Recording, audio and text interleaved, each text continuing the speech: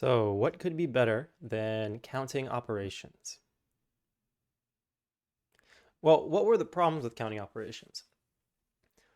Counting operations seem nice, but we did end up getting these kinds of complicated functions.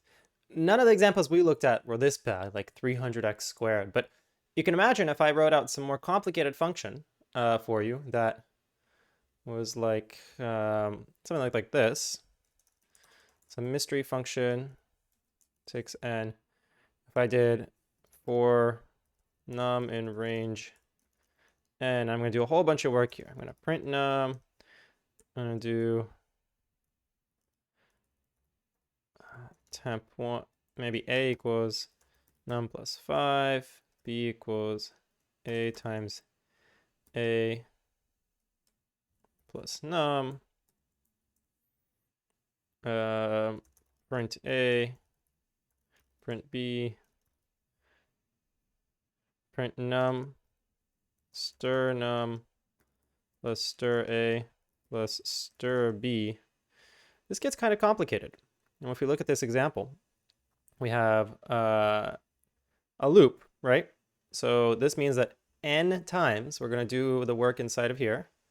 And how much work is done inside of here? Well, num plus 5 is one operation, adding, and then assigning that to a is another. So that's two operations. Multiplying, then adding, that makes two operations, and then assigning to b, that's a third operation. Printing, we can just call it one operation, but really, printing is a function, and so we'd have to see how the function is implemented to know how many operations it is. And then you got this monster. Here, printing is one operation, definitely. Then converting a number to a string, we actually don't even know how many operations that is. Let's just assume it's 1. 1 plus 1 plus 1, and then concatenating, that's one operation, and concatenating again, that's another operation. Oops, plus 2. So 1, 2, 3, 4, 5, 6. And so what we get inside of here is, in total then, do the work, oops, n times. In total, we get 2 plus 3 plus 1 plus 1 plus 6, which is equal to, let's see, 6, 7, 8, 9, 10, 11, 12, 13. 13 operations, and we do that n times.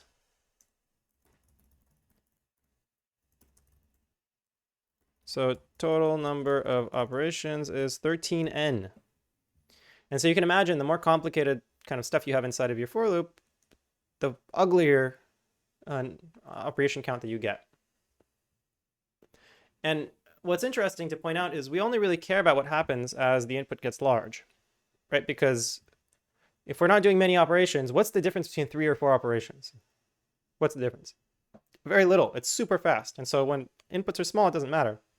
We care about what happens when inputs get big. And of course, we keep having this issue of what should we even count as an operation? Like, is referencing a variable an operation? So is this actually 2 operations? What about calling a function? You have to copy the argument into the parameter in the local frame. So is that another operation? So that just gets to be a big pain. So it'd be nice if there was some way for us to count operations without worrying about small variations, and also just focus on the performance when the problem size gets arbitrarily large. We don't really care about what happens in smaller cases. This is where big O comes in. Big O is great. So this actually will not be that different from counting operations. This is going to be a slight tweak. So all we're going to do is we're going to look at the number of operations, but we're going to leave out any multiplicative constant or any lower order additive terms. And this is what we're going to call the order of growth of a function. So any multiplicative constant or any lower order additive term. And you'll see what this means in a second. I'll give you an example. But I'll say that this order of growth stuff, oftentimes we'll hear it called big O notation. There's some technical reasons. The technical difference between big O and what order of growth is the big O is the upper bound on the order of growth. But for all intents and purposes for our class, and in general, when you hear it used, they're almost synonymous. And we use this to talk about the worst case. And so we see that the big O runtime that we'll come up with is often the bottleneck of the program, which means as the program keeps getting bigger and bigger, the part that contributes the most to this runtime is the big O runtime, the order of growth of our function. And as before, we'll see that this approach will still evaluate our program growth relative to the input size, because we're still kind of looking at number of operations in terms of the input size. But this will let us evaluate the algorithm, because the implementation, kind of, do you use a while loop or a for loop, the order of growth will be the same, even if there's a slight different constant in front of the function, which we'll see in a second here. So stay with me. Let's think about this order of growth stuff first. So these are four different functions here. That could be runtimes for a program, or a number of operations. Y equals n. So this would be, for example, a program that looks like this. A function, let's say, that has for I in range n, print n. Oops, print I. So this is one unit of work done n times. So here, number of operations is n plus 1. That's super similar. Well, then additionally, we're going to print done at the end. So we print n times, and then we also print done. So n plus 1 operations. Our multiplicative constant is when we do more than one thing inside of our loop. Print n. We print I, and then we print n. And we do this n times. So we get 2n operations. And finally, multiplicative constant, maybe in this case, do for I in range n floor divided by 2. So given some n, you do half the amount of work that n says, or we print half as many times as n. So we get half n plus 1. So okay, let's add another print statement at the end. Print hello. So these here are the multiplicative constants, because they are coefficients that go with some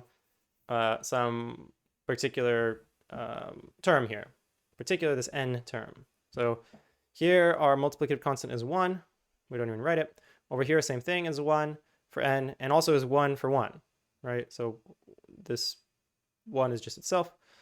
Here the multiplicative constant is 2. Here it's 0.5 for n, and then just 1 for 1.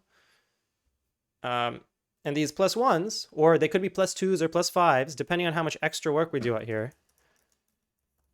This would be plus 2, because there are 2 single operations that happen regardless of the size of n. These are lower order terms. And so when we look at the order of growth, you should think about order of growth as the shape of our runtime function. And so to get the order of growth, we just drop all the multiplicative constants and the lower order terms.